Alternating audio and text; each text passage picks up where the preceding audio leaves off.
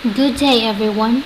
In this video, we are going to discuss Packet Tracer Investigate a VLAN implementation. Here we can see our addressing table with its device, interface, IP address, subnet mask, and its default gateway. Objectives: observe broadcast traffic in a VLAN implementation. Part 2. Observe broadcast traffic without VLANs. Background: in this activity, you will observe how broadcast traffic is forwarded by the switches when VLANs are configured and when VLANs are not configured. Instructions. Part 1. Observe broadcast traffic in a VLAN implementation. Step 1. Ping from PC1 to PC6. Wait for all the linked lights to turn to green. To accelerate this process, click Fast Forward Time located in the bottom toolbar. As we can see here in our topology, all the lights in the link turns green. So, B. Click the Simulation tab and use the Add Simple PDU to click PC1 and then click PC6. We can click the Simulation tab and then add Simple PDU to PC1 and then to PC6. Click the Capture Bar Forward button to see the process. Here we can see the ARP request goes to S2, goes to S1, goes to PC7 and S3, goes to PC4, and then drops by itself. Were the ping successful? Explain. The ping from PC1 to PC6 are not successful because PC1 is in VLAN 10 while PC6 is in VLAN 30. They are in different VLANs. To verify that, click S2, CLI, enter, type enable, type show VLAN brief. Here we can see the PC1 is in VLAN 10, the Fast Ethernet 0/11.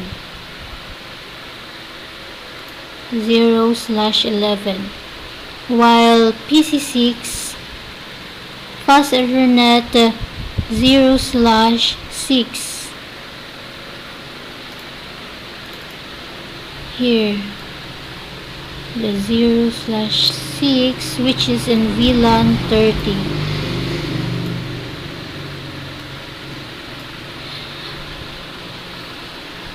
And here is the process kaganina.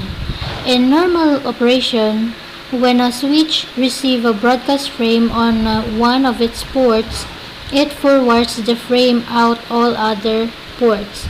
Notice that S2 only sends the ARP request out F01 to S1.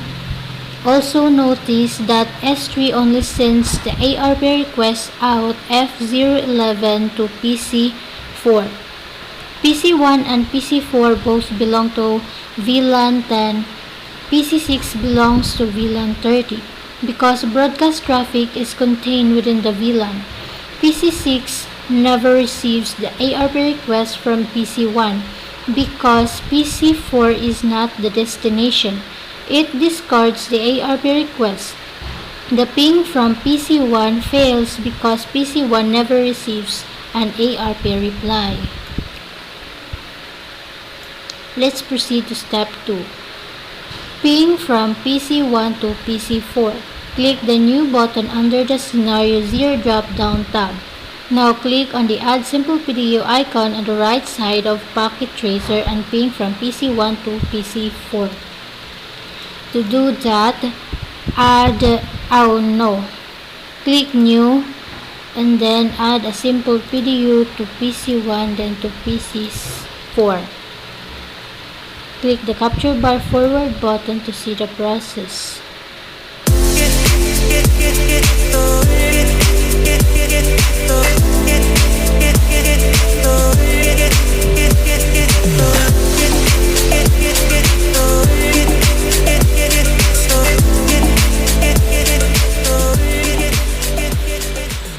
Here we can see that PC1 receives the MAC address of PC4.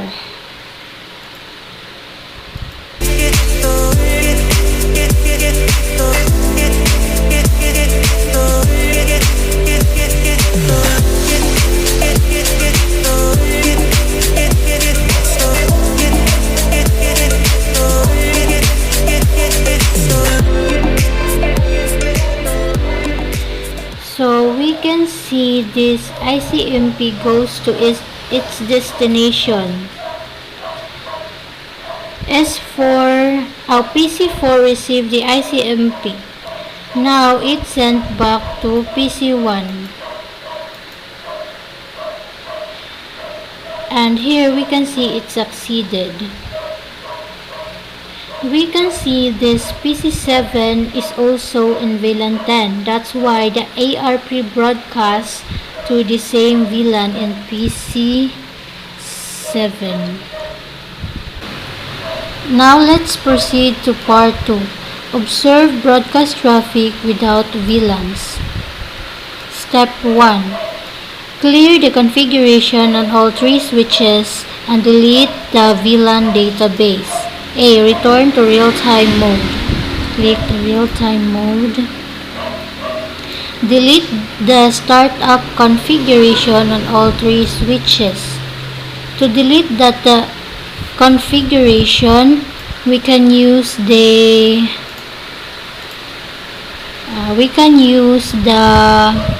erase startup -config command. Click S2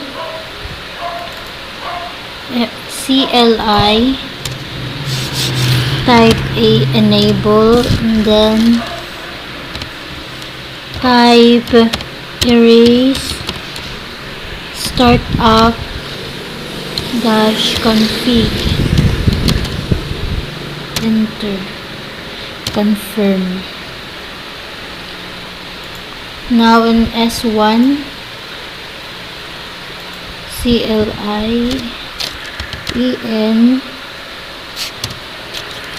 erase startup -config, confirm. It is complete. S3 CLI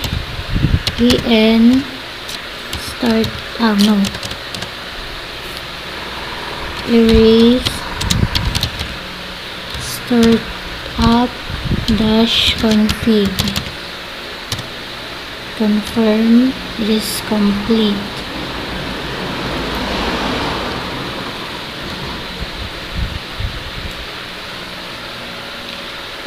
All the switches are delete. Where is the VLAN file stored in the switches? The file stored is in the flash memory. Then delete the VLAN file on all 3 switches. To delete the file in all 3 switches, we use the delete VLAN ... command.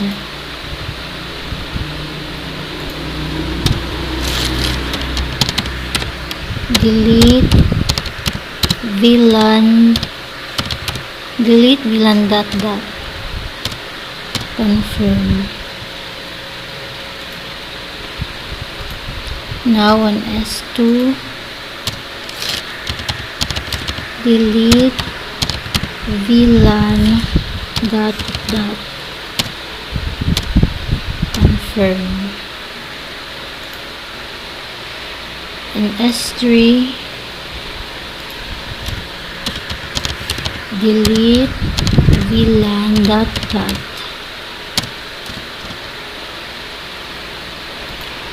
Now all the 3 switches are deleted. Step 2. Reload the switches. Now we can reload it. Type reload. Sorry. Reload. Confirm. It is reloading.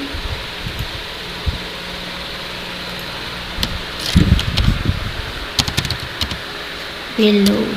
Confirm. Now coming to S3.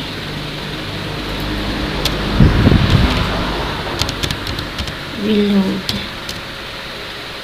All the 3 switches are reloaded.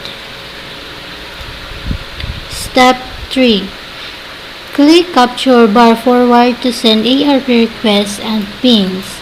After the switches reload and the link lights return to green, the network is ready to forward your ARP and ping traffic. Select Scenario 0 from the drop-down tab to return to Scenario 0. From simulation mode, click the capture bar forward button to see that through the process. Then we can click this to turn all the link turn to green. Then from the scenario, we can click here and select Scenario 0. Then we can click the simulation mode and capture bar forward button. Now the ARP request goes to S2 and it broadcasted to PC2 and PC3. Now to on S1 and it broadcasted to all the PC.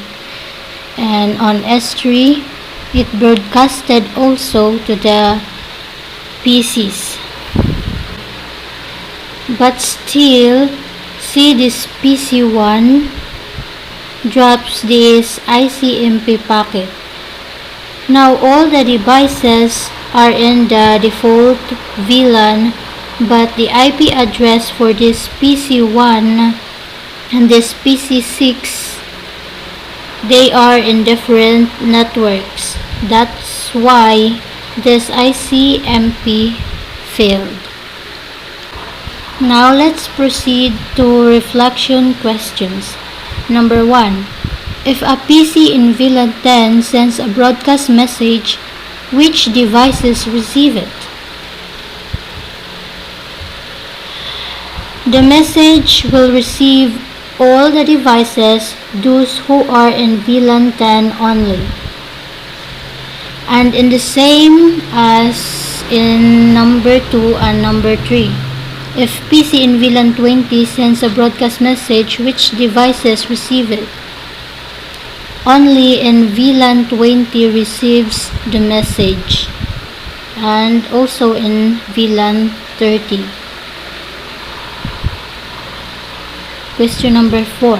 What happens to a frame sent from a PC in VLAN 10 to a PC in VLAN 30? So previously, we have seen it will drop failed because PC1 is in VLAN 10 while the other one is in VLAN 30. Question number 5. In terms of ports, what are the collision domains on the switch? Usually in switch, each port is a separate collision domain. That means just consider a switch which got 26 ports. That means 26 separate collision domains. It has a 26 separate collisions domain. Question number 6. In terms of ports, what are the broadcast domains on the switch? They are divided by the number of VLANs in the switch. And here we can see in the topology we have 3 VLANs: VLAN 10, VLAN 20, and VLAN 30. So here we have 3 broadcast domain. And that's all for today's discussion about Packet Tracer Investigate a VLAN implementation. And thanks for watching.